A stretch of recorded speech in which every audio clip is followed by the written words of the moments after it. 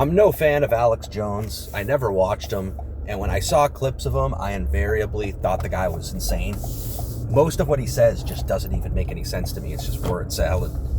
And what does make sense to me, again, just sounded insane. Now, some of it's so insane, it's funny, like, turning the frogs gay and stuff like that, the funny memes. But point I'm making, I'm not defending Alex Jones because I'm a fan of his.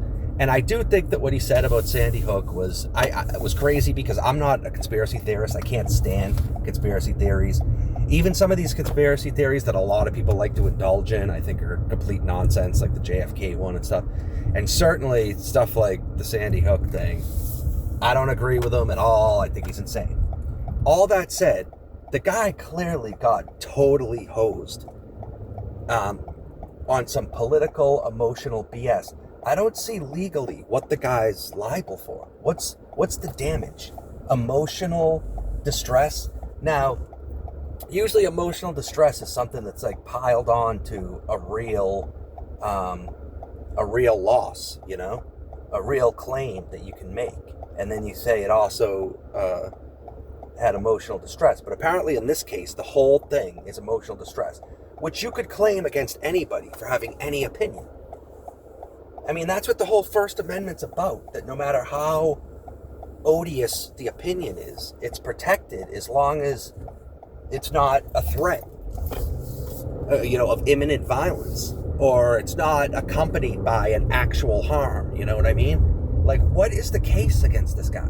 I don't even understand legally what the case is.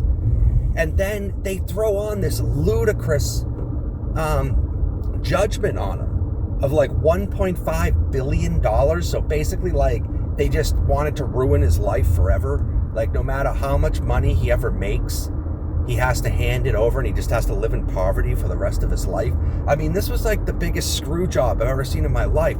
And then the Supreme Court completely pussed out and wouldn't even overturn it, because they're just afraid of how it's going to look that they're defending Alex Jones. But they wouldn't have been defending Alex Jones. They would have been defending the law and any modicum of common sense.